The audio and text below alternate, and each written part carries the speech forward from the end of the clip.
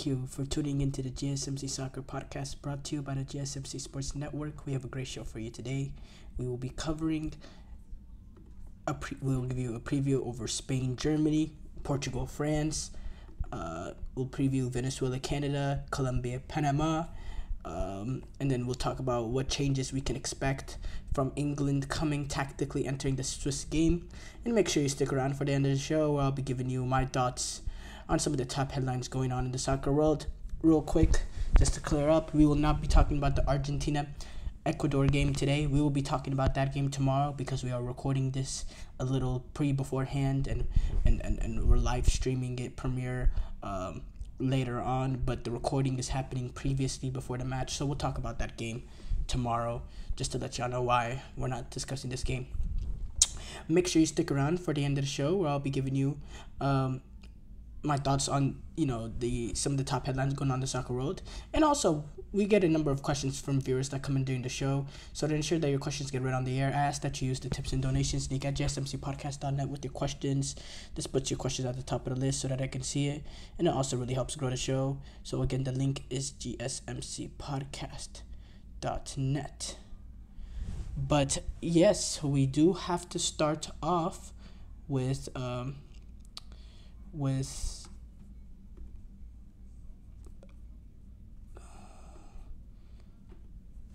Spain, Germany. First match of the quarterfinals at these European Championships will start tomorrow. We get one cracker of a game to start it off. The potential final before the final. The two best teams that have been competing at this tournament so far. And man, we have one cracker of a game in my opinion. So much quality, so much class. You saw this game in the World Cup. We saw this game in the World Cup a year ago, or now about a year and a half ago. We saw that there was real quality there amongst these teams, and both teams have not only gotten better. That World Cup, they both went on to have a poor World Cup. Germany got eliminated in that World Cup in the group stages, while Spain went on to get eliminated in the round of 16 by Morocco.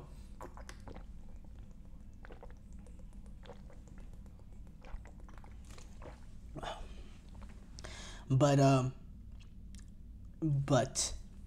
this is totally different now. These are two different teams, much better teams. This is a Germany team that's really stepped it up these European Championship, taking care of the games that they needed to against Hungary and Scotland in dominating fashion. And then taking on a Switzerland team, getting the results when they needed it at the end, getting that draw to secure the winning the group. And then going on to defeat Denmark in the round of 16 in that magical night in Dortmund for them, because that's their first knockout stage win since the 2016 Euros. So that's a long drought, going 8 years without a knockout stage win for a national team like Germany. So you could see how electric the atmosphere was when the loud rings when the goals came from Kai Havertz and Jamal Musiala. It's a lot of years of pent-up frustration with this team not being able to get it over the line, getting eliminated in the group stages, or if you do get past group stages, getting knocked out immediately in the round of 16. So there was heavy pressure, and they were able to live up, but now they have the test of all tests. Spain national team that really has not shown any weaknesses at this European Championship. When you look at the way that they dominated Croatia, Italy, put on their second team and still got the win against Albania. And then the way Georgia, they were tested with some adversity early by conceding an own goal by Lionel Messi. But then going on to really control that rest of the game, to find the breakthrough, to find that moment to equalize. And then, everything from then on was smooth sailing from there in terms of how Germany were able to control the game. So, hats off to Germany. Hats off to Spain, how they were able to control the game. They're a brilliant team. I think this is gonna be very open-ended. Sometimes you see like these sort of big games, they don't live up. They become cagey, they become tight, they become pragmatic. I don't see that happening with this game. I think these are two teams that are gonna go for it. Their mentality is to go for it, to go forward. You're going to see the contrasting style of Spain wanting to control possession of the ball, and Germany with their high intensity, high pressing, high line. I feel like Germany might actually have more of the ball in this game, in the fact that I think Spain have shown an element of that they don't need really to control the ball to win the game. They can win the game on direct individual moments like they did against Croatia. And I thought I thought the team with the most quality Spain played was Croatia in terms of midfield and attacking talent. And I thought Croatia actually was able to generate opportunities, was able to retain the ball on Spain. This is not the same Spain of before where, they control every single game possession. No matter who they're playing, they will control possession. This is a little bit different. I think against the weaker teams, they will dominate possession like they did against Italy and Georgia. But against some of these better teams, I think that I don't think they necessarily, it matters to them whether or not they have possession of the ball or not. I think the way Nico Williams and Lamine Yamal can be so vertical, and by the way, for me, that's a huge, huge part of this game. Nico Williams going up against Joshua Kimmich. You see the way Vinicius Jr. was able to torch Joshua Kimmich for that Champions League semifinal. What he did in that second half, that first 20 minutes of that second half, it was just go to Vinicius and let him work. And it was going right up and down that side against Joshua Kimmich. I think Nico Williams can provide that sort of level of activity and danger to Joshua Kimmich. I really think he could. Even on the other side, depending on who Nagelsmann go with, has been Maximilian Mittelstadt for a few games in this tournament, but then he changed it up against Denmark and played he played Raum there, who gives you a little bit something forward, a little bit more forward. I don't know who he will go in this game, but it's very important for Germany's fullbacks to control Spain's wingers one-on-one, because Spain wingers, the directness, the verticality, their ability to beat their man and open up space for their teammates is a really, really deadly part of this team. So I'm really interested to see how Germany will limit the impact that Lamine Yamal and Nico Williams have on this game, because that's game-changing. I think Alvaro Morata, he's going to have to be clinical with the opportunities he gets. He is Spain's leading goal scorer at the European Championship. Since that opening goal that he scored, he hasn't scored a goal at this tournament. With the opportunities that come and land at his feet, I think he has to be clinical. Germany are going to play really, really high. And that there will be space for Nico Williams and Lamine Yamal and Alvaro Morata to play, to be vertical and to make those runs in behind. So I don't know. I think this is a dangerous outfit for Germany. I think for Germany, being able to break Spain down might be a little bit of a weakness. We see in these games against Switzerland, Germany lacked that just a little bit of cutting edge at certain moments. And in certain moments, they lack that cutting edge, which, can be really really dangerous in a game like Spain, where you might not have as much of the ball. You have to take advantage when you have your opportunities come to you. Kai Havertz cannot be wasteful. You saw in this game, he went with this game against Denmark. He decided to go with a little bit more pace and took out Wirtz, who in my opinion was having actually a pretty good tournament, and instead went with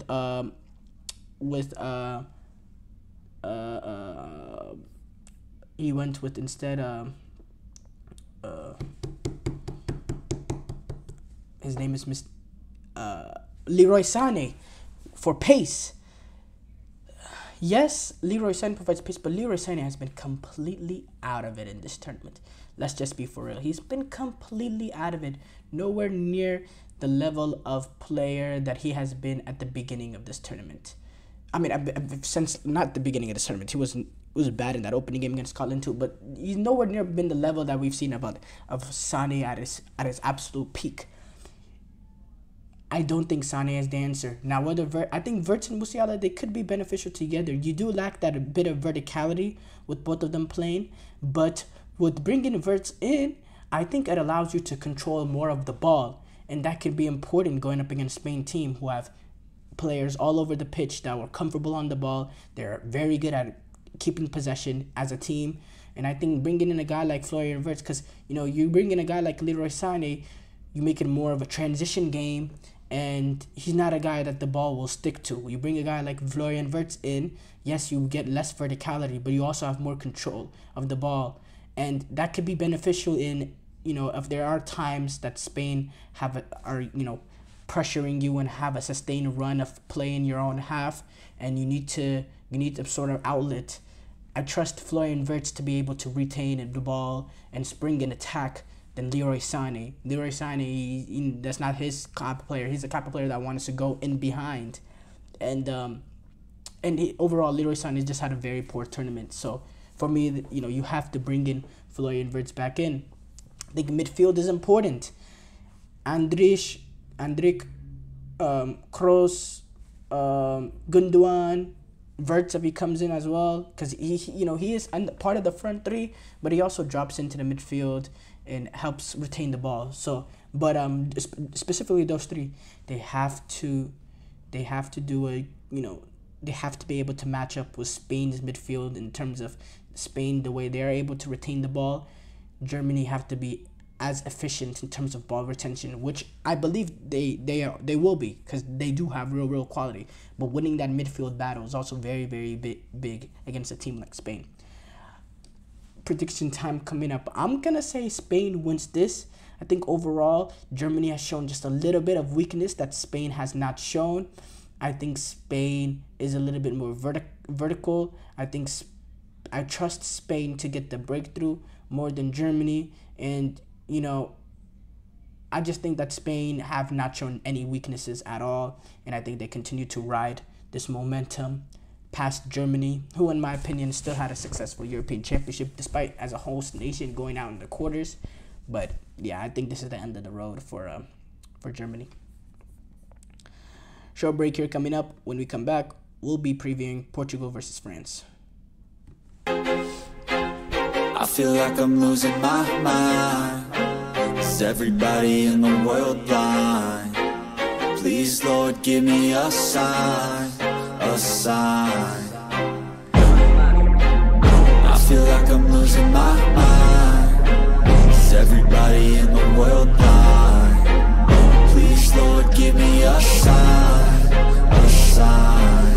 I wanna be the greatest. Everybody on the fake shit. I look around and feel like everybody is the fakest. I make this every day and I'm impatient, hoping one day I blow up from the basement. Statement, the top is so vacant. I don't hear shit that I think is amazing. Waiting for my day when I'm playing sold out shows for 1,000 faces. Hey, give me that crown, get in my way and to be put down. It ain't your place, all this my town. If I want that shit, then I'll get it right now. I'm losing it, the noose it fits. I'm losing shit, a stupid myth. You choose to live or choose to dip. You choose to fight or lose your grip and lose a gift. I feel like I'm losing my mind. Is everybody in the world blind? Please, Lord, give me a sign, a sign. I feel like I'm losing my mind. Is everybody in the world blind?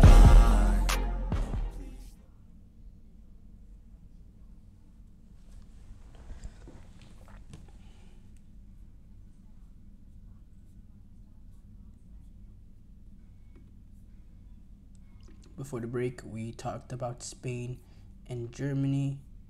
We move on to discuss Portugal taking on France. Another really big, high marquee game. Big players on both sides. Game-changing quality of players on both sides. Um,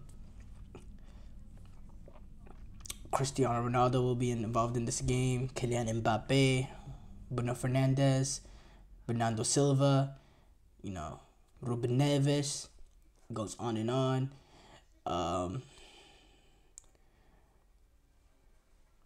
Look, I don't want to disrespect Portugal in any, I don't want to disrespect Portugal in any sort of way.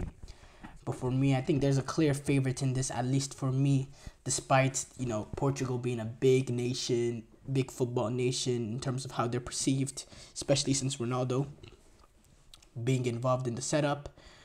But for me, I think France are the clear favorites in this game. I think France has had a poor European Championship, just like England, just like Portugal. But France have earned the benefit of the doubt over their great success that they've had under their Deschamps in international tournaments. They've earned the benefit of the doubt that Gareth Southgate has not earned for England, that Roberto Martinez has not earned for Portugal.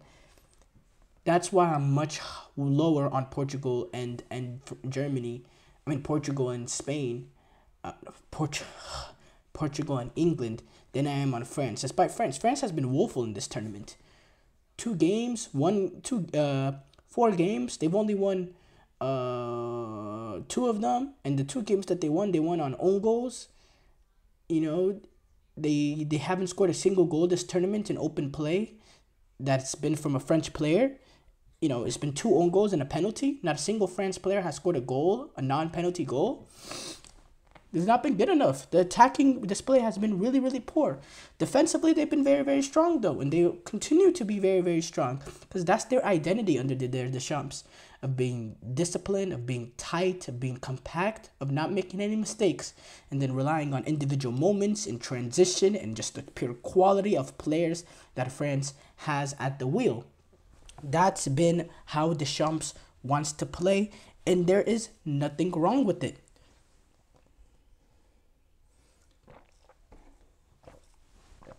They have a World Cup because of it. So that's why, they've earned the benefit of the doubt. And in a game that I think 2 teams are coming in struggling, I'm going to go with the team that has the experience, that should be trusted more, that has the belief that they can win this game. Portugal, yes, they do have belief because, they're Portugal and they have quality players, but they've been so poor. Minus that Turkey game, which, kind of once Turkey's, once that own goal and that second goal where you passed it into the back of the net, like that game was basically done. But Portugal, they've really struggled being able to break down a team. They've shown no real cutting edge. They move the ball slow. Bruno Fernandes, Bernardo Silva both have had very poor tournaments. Just no real lack of quality, no real intent, no real style, or no real thinking. Like, we can't really tell how they're trying to get the goal. It's all move the ball side to side and eventually lumping across or playing a ball that just does not fit.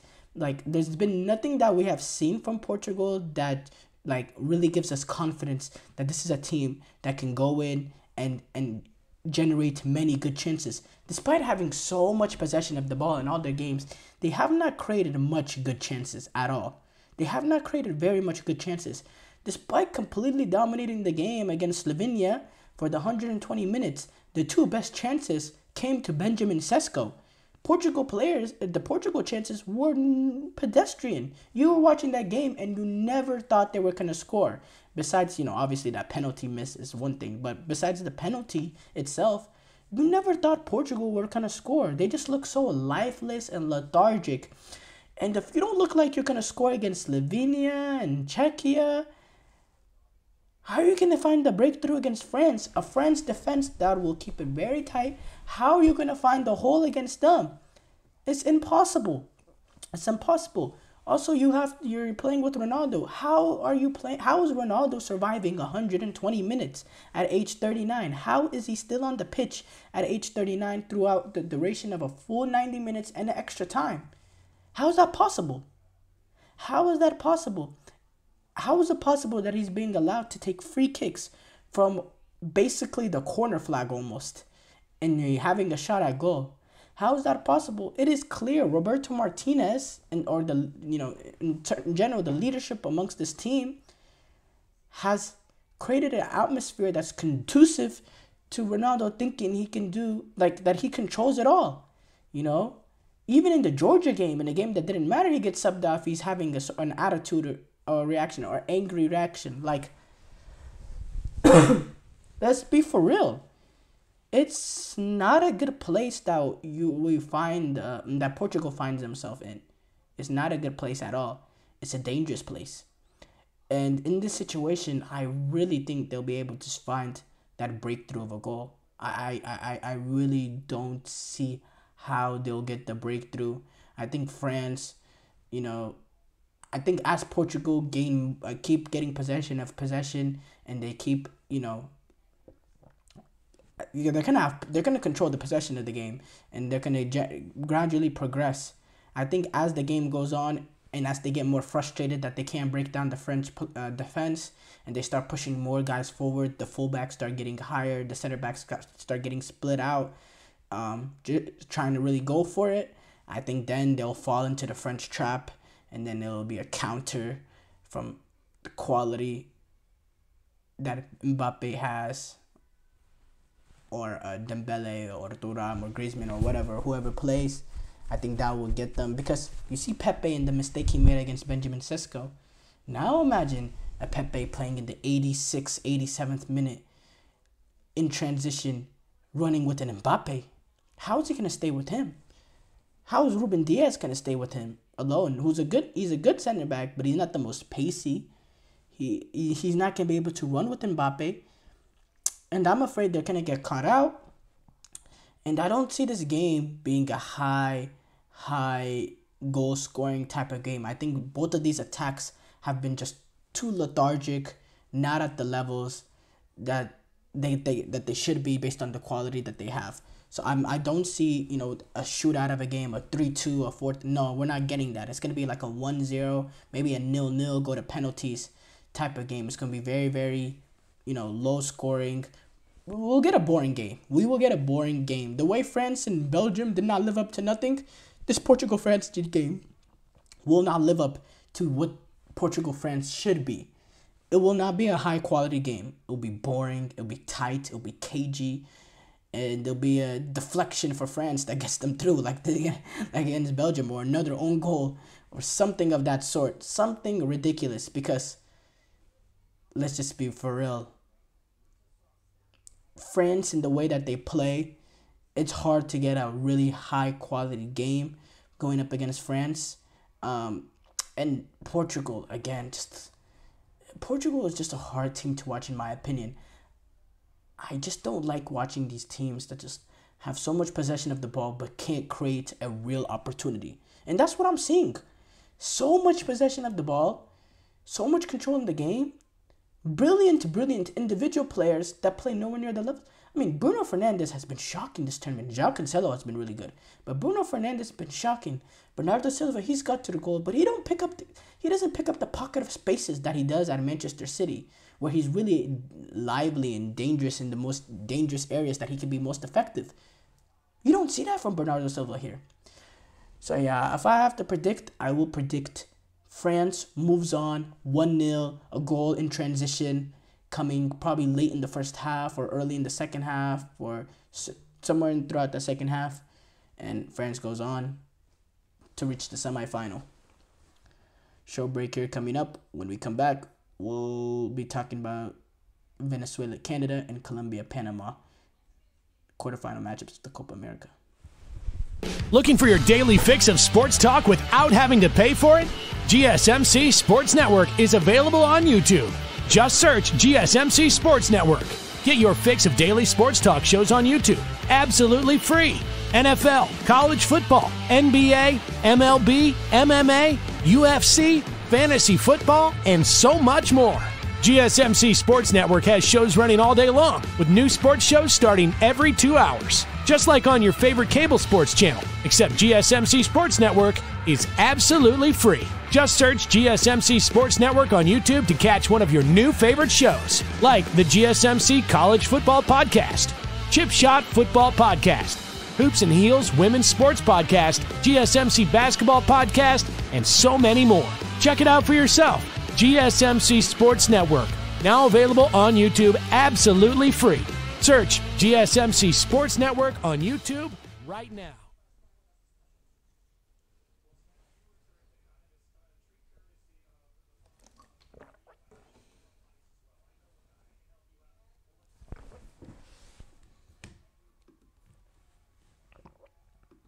Before the break, we talked about the preview. I previewed Portugal, France. We move on to preview the quarterfinal matchups. Some quarterfinal matchups we'll be getting on throughout this weekend. Venezuela taking on Canada, and which is happening. Venezuela Canada is actually happening.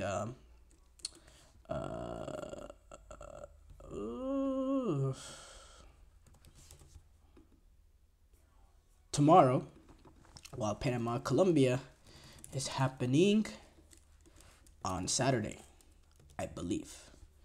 I'm gonna just double check that real quick.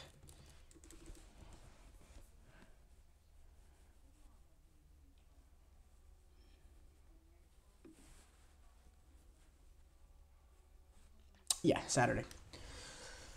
Let's start off with the first game happening though. Canada versus Venezuela. And in my opinion, one of the very most interesting ties coming up. Two surprises really that they're battling for potential semifinal spot. A little bit more so with Venezuela winning the group than Canada going through. Venezuela, they shocked the world whenever they finished Group B with 9 points after defeating the likes of Jamaica, Mexico, and Ecuador.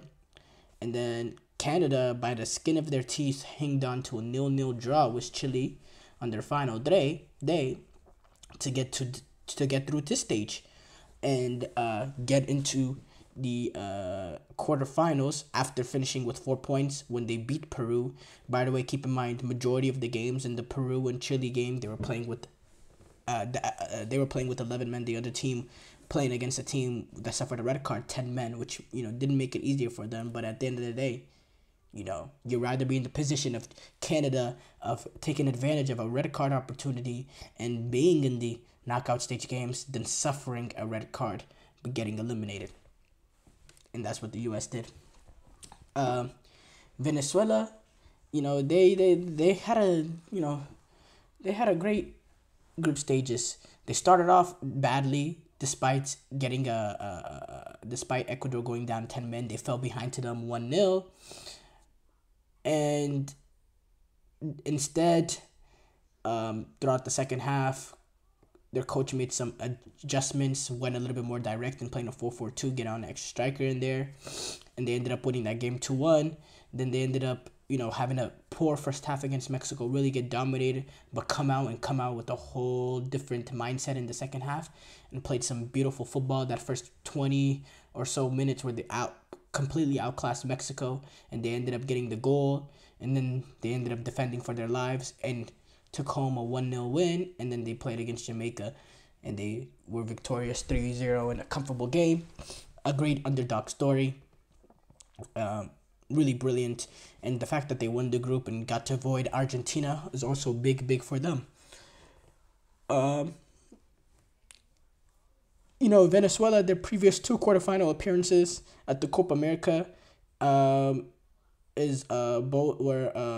both were defeats to Argentina, where they lost to them 2-0 in 2019, and they lost to them 4-1 in 2016. That was actually the Copa America in the U.S., the previous Copa America in the U.S. The Venezuela, actually, since they lost at their since they lost to Mexico in 2019, June 2019, 3-1 to Mexico, they're actually unbeaten in 8 consecutive matches versus CONCACAF opponents. Um, Canada. Canada achieved something very rare in this competition. They became the third nation to advance beyond the group stages in their first ever Copa America. The other two were Mexico and Honduras. And Mexico and Honduras actually were able to advance even beyond the quarterfinals, and they would like to do that as well. What Jesse Marsh has come in and didn't into this team to quickly adapt, coming into the tournament, coming into this national team a month before the tournament began, has really been extraordinary. They started off the game. They started off the campaign with Jesse Marsh in a little bit of a tour in Europe before this Copa America, taking on Netherlands, France. Where in the first match they lost to the Netherlands 4-0, but since then, they drew with defending World Cup finalists, or not that's kind of right. Defending World Cup finalists France 0-0 in France, and then they had that game against Argentina in the opening game, which was not horrible, but they did lose 2-0, and then they went on to beat Peru 1-0, with the transition moment going out against 10 men, and then they beat I believe they beat and then they drew with Chile 0-0, which got them through.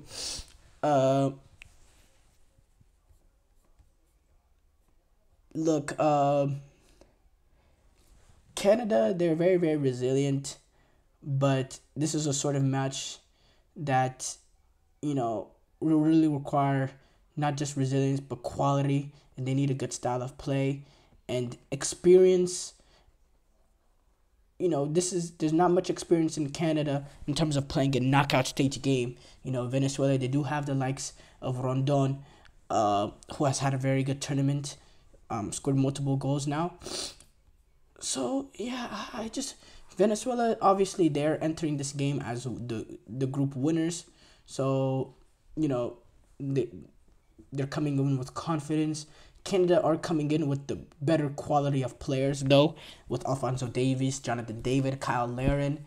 They have the more quality of players. Tajon Buchanan being out, big loss for them, really big loss for them. But at the end of the day, it's something they have to get past. Canada, don't disrespect them. They do have quality still. I'm gonna predict. Ooh.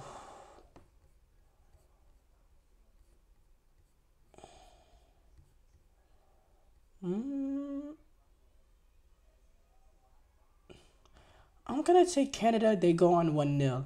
I trust in what Jesse Marsh is doing with this team. I think they have more quality. I don't know if they're the better team than Venezuela, because I don't think they're capable of going 3-for-3 perfect in the group that Venezuela went into. But I do think overall the quality of Canada will shine through in this game.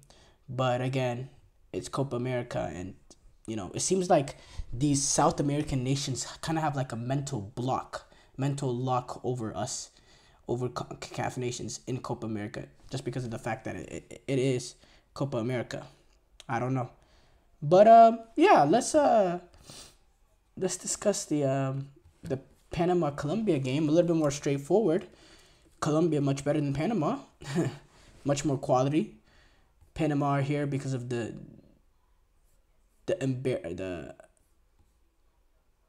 what's the word? The shortcomings of the U.S. Now Colombia will battle Panama in Arizona in State Farm Stadium. Winner of this game will take on Uruguay and Brazil. But let's be for real. Colombia have much more quality than them. It should be easy for Colombia. They're on a ridiculous 25-game unbeaten streak. Panama, they're going to go with that back five and play very, very compact and tight and try to play, try to just take advantage of moments that they can play out. But apart from that, Colombia, if they're able to get a goal early, this is going to be completely comfortable. It's going to be a wash for them. They're the much better team. I think Uribe is going to be the one that starts in midfield. since Jefferson Lerma will be suspended. Other than that, though, Colombia full national team. Adalberto Carrasquilla, he's going to be available for Panama after the ban. And Jose Rodriguez, he's very doubtful.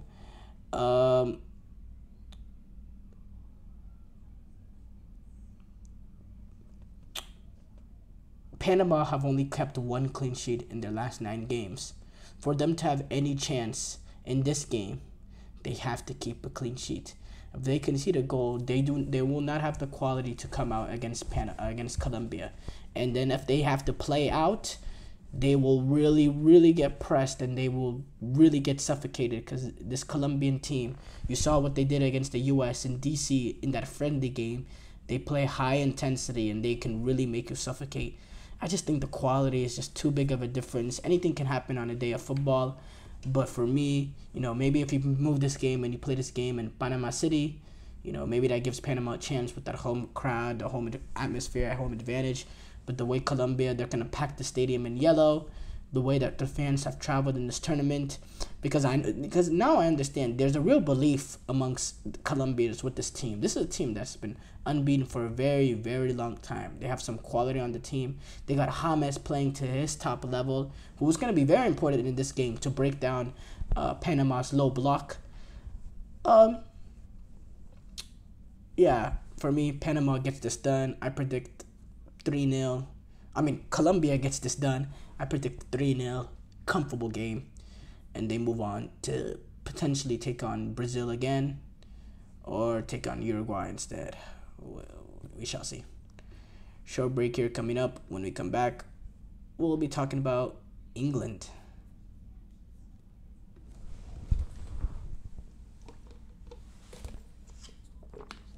For the best and latest podcasts available anywhere, go to the podcast app on your cell phone and type in GSMC to access free content-rich podcasts on health and wellness, book reviews, sports, entertainment, relationships, social media, movies, technology, finance, and even weird news. Subscribe and download the GSMC Podcast Network's family of shows, available everywhere podcasts are found.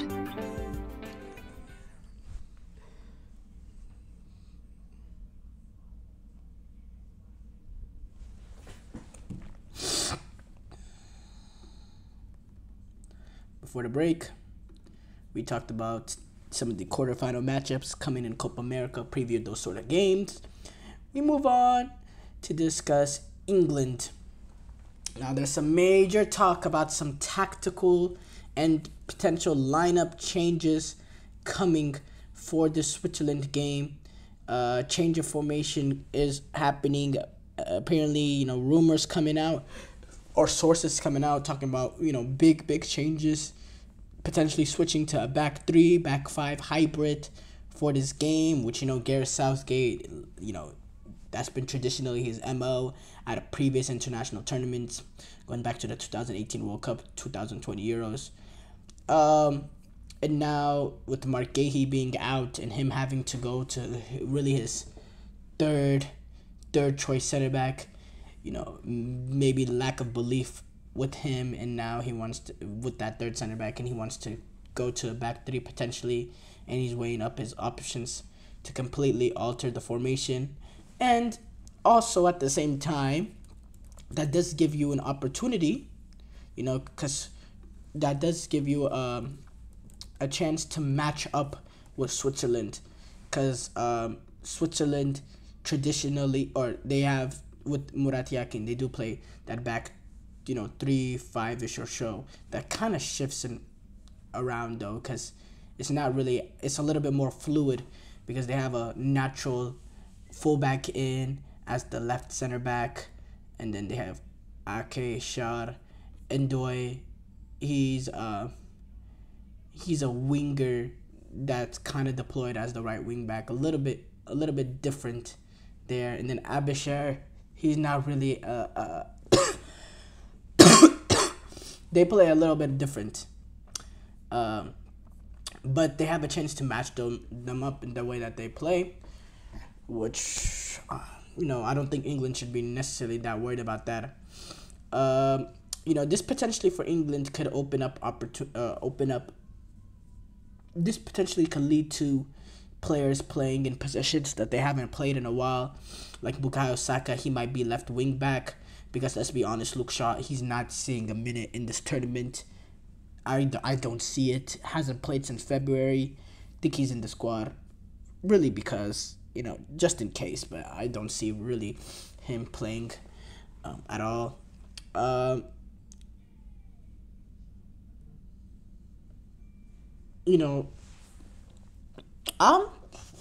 Look, for me, I don't think the drop off is as drastic enough for Mark Gahey to Ezri Konsa or Dunk or whatever, or Joe Gomez. I don't think that it's so drastic that you have to completely change your formation to a back three.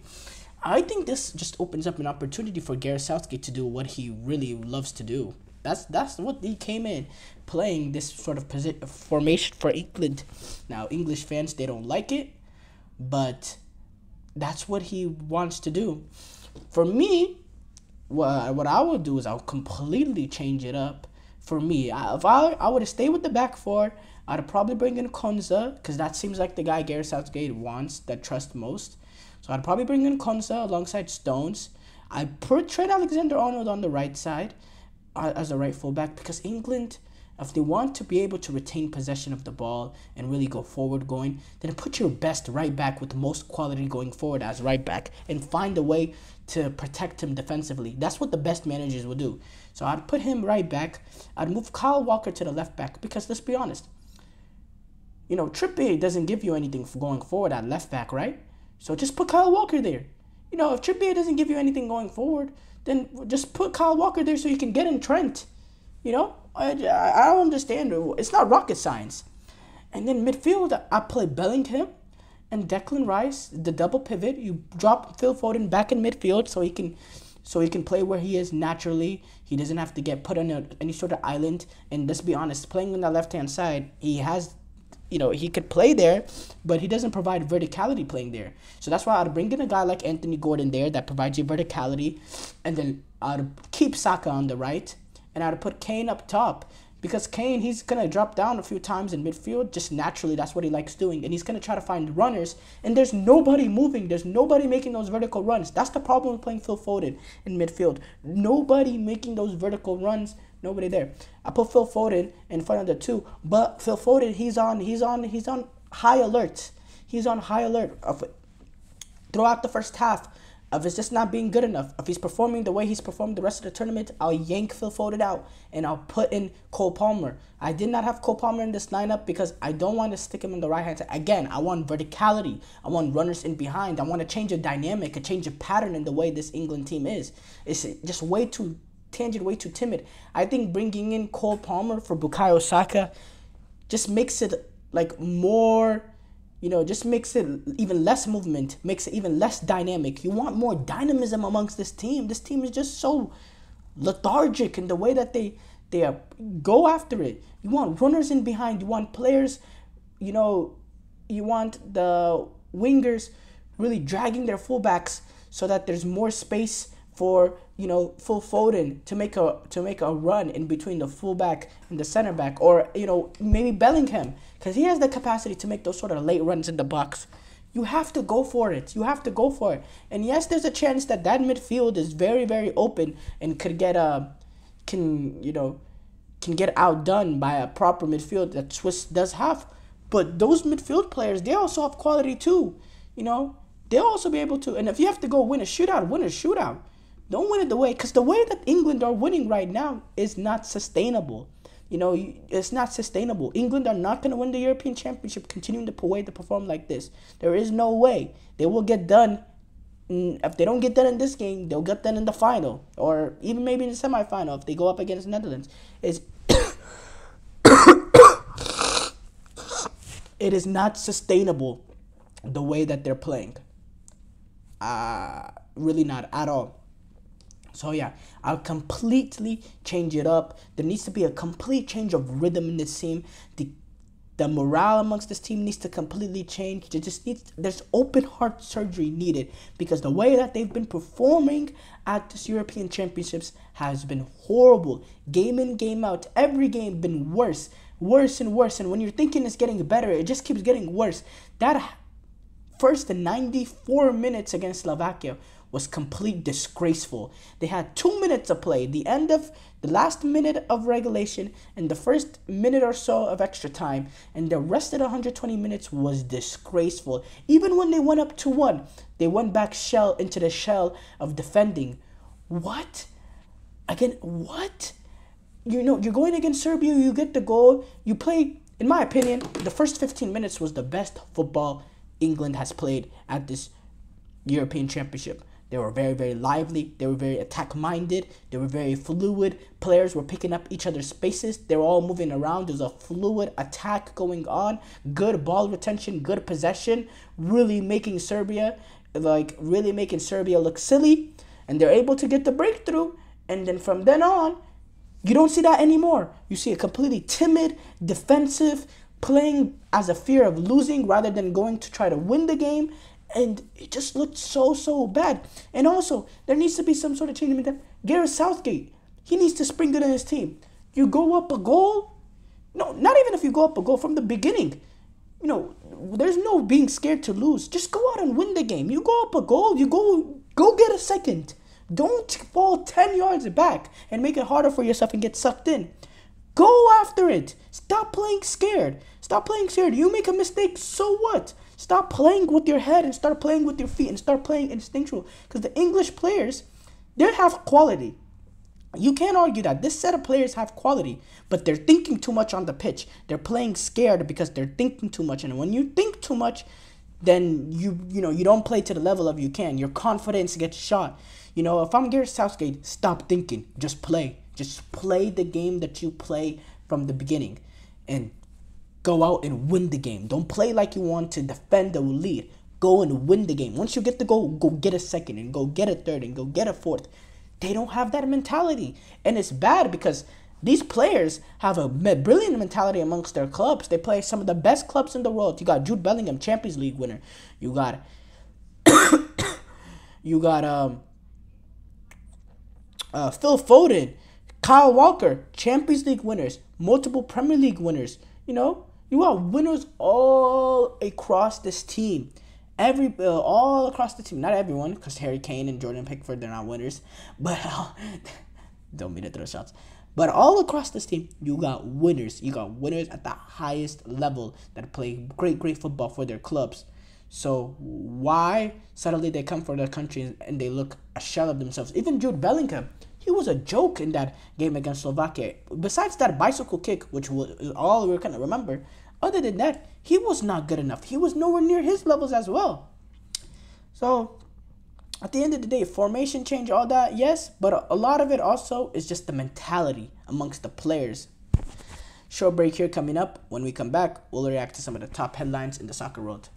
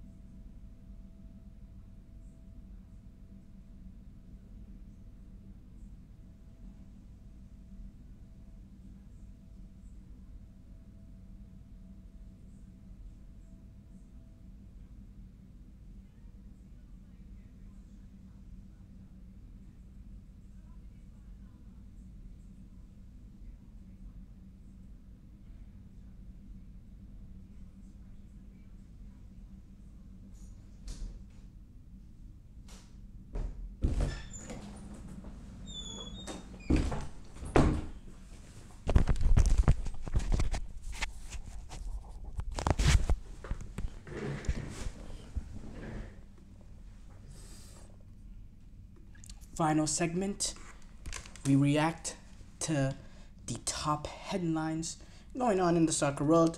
Obviously, the quarterfinals of the Copa America kicks off in about 58 minutes or so, while Argentina take on Ecuador. There's also the quarterfinals of the European Championships that will kick off tomorrow, with France taking on Portugal and Spain taking on Germany. Obviously, massive storylines. I think the biggest news that came out so far up to this point today, or one of the biggest news, don't want to get caught in saying which, get in trouble for saying something is more news relevant than the other. But something big that came out is Erik ten Hag. Whenever he was we were told that they're gonna retain Erik ten Hag. Also came out that they're gonna try to extend Erik ten Hag. At the same time, while extending Erik ten Hag, they negotiated some sort of, deal with him amongst less control over transfers coming in, and allowing the people running the football operations to do more of that, and just keeping him kind of only amongst the pitch side of it. But Erik ten Hag, he has extended his contract with United. The club confirmed it today. The deal runs until 2026, and he will keep the title of first team manager. And United triggered a 1-year option. ESPN sources have told certain outlets that there are discussions talking about revamping Ten Hag's backroom staff, and they're bringing in Ruud van Nistelrooy, who was actually just manager PSV not too long ago, and Rene Hack to arrive at Old Trafford. He said, "I am very pleased to have reached an agreement." Erik ten Hag said this. I'm very pleased to have reached an agreement with the club to continue working together.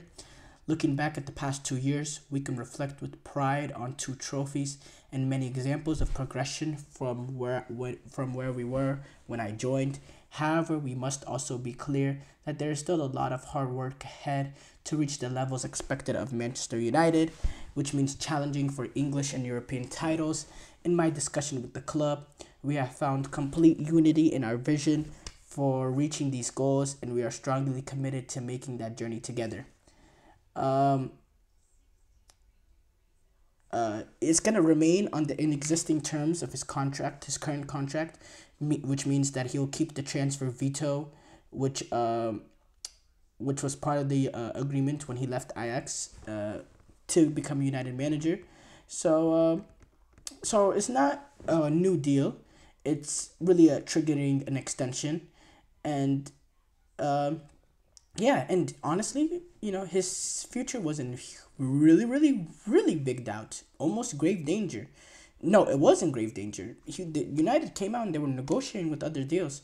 So, a big of a U-turn, a really, really big U-turn. But their new sporting director, Dan Ashworth, said the end of season review that they did that made them take so long to really announce this, whether or not Ten Hag would be staying or not. He came out and highlighted areas for improvement. Said the end of the season review highlighted areas of improvement, but he still said Ten Hag was the right man for the job.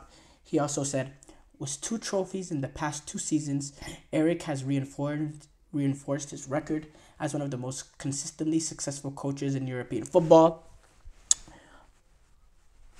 While the club's review of last season highlighted areas of improvement, it also reached a clear conclusion that Erik was the best partner for us to work with in driving up standards and outcomes. These group of players and staff have already shown that they are capable of competing and winning at the top level. Now we need to do it more consistently. With our strength football leadership team now in place, we are looking forward to working hand in hand with Erik to achieve our shared standards and achieve our shared ambitions for this football club. Good for Erik ten Hag as he gets a little bit of a little bit of security after having a rough past few months. Germany manager Julian Nagelsmann in his presser today said his focus is not on Yamal but Jamal. ahead of their quarterfinal. After being asked questions regarding Spain about Lamine Yamal, he said, "My focus is not so much on Yamal, but Jamal. We have a lot of quality ourselves and many approaches to fight a team who likes ball possession. We have variants. Spain will have difficulties to adapt as well. It is also our approach to have the ball. Spain try to press very high when they lose the ball, but also when they have the ball, they try to get the ball as high as possible. They are good in transition now when they win the ball as well. It's not so much tiki-taka anymore. It's how they create more chances, more than in the past. But they also take risk, and we can find solutions in these situations in a football way. And I think we will do that tomorrow." When he was pressed on the thread by Lamine Yamal, Nagelsmann was complimentary towards the player. He said he is a big talent. He was really consistent this season. Not many players are at his age, but his challenge is now is to deliver that for many years. He has good qualities. He is very good one-on-one. You can't always defend him. He is so variable. He goes inside and outside. His left foot is strong, but he can use his right. We have to be prepared, but on the other hand, he does not have so much experience when things don't go his way or opponents tackle stronger. But it's not our plan to hit him in the socks. There's so much quality in this game, so much young quality as well, with Jamal Musiala, Lamine Yamal, Nico Williams, Jamal Musiala, Lamine Yamal, Nico Williams, Florian Wirtz, Kai Havertz too, who's kind of verging on the not being young anymore, but a lot of young quality amongst this game going on, and I'm excited for it. Luis de la Fuente speaking in his own news conference. Both teams much more than those two players. Although maybe they are four of the most talented players in Europe, but it depends on the performance of the rest of the team, because world-class players are all over the pitch. We want to be strong as a team. Obviously, individuals will have to determine certain moments to make the difference, but the idea is working as a group, a collective. We are much stronger than four. Those four are very young players and all have a lot of margin to improve. Yeah, there's so much youth quality amongst these teams, and we're all very, very excited to watch this game. By the way, Toni Kroos, any game could be his last. So, I just wanted to throw that in there.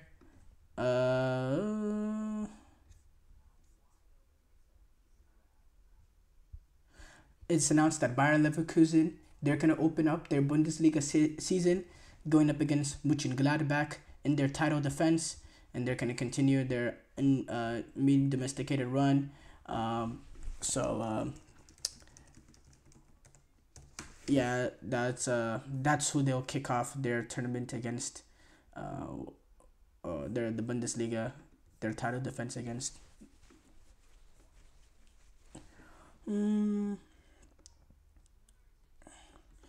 Jesse Marsh came out and talked about the U.S. During his pressers, speaking of his disappointment in the U.S.'s performance in Copa America. And I'll just read what he said. "I'd like to say that I'm only focused on what we're doing here in Canada, but obviously I'm paying attention to the U.S. men's national team, as I always do, and like you, I'm sad. I'm disappointed with the performances, the lack of discipline. There are a lot of things that I think we've tried to embody about the game in the U.S., and we've always believed in this group of players. I'm not there every day, so I don't have my finger on the pulse of what's going on, but it's certainly not what we expected coming into this tournament. My respect for U.S. soccer is big, but I went through a process with them, right? And I'm not going to go into it, but I wasn't treated very well in the process." This is what Marsh said when he lost out on the U.S. job. Talking about losing out on the U.S. job came not that long ago, before this Copa America. So, just for context. Thank you guys for tuning in to the GSMC Soccer Podcast, presented by the GSMC Sports Network. Your support means a lot to us, so please remember to subscribe and leave a positive review. It really does make a difference. We also invite you to follow us on Facebook, Twitter, TikTok, and Instagram for more content and updates. Thank you once again, and have a wonderful, wonderful day.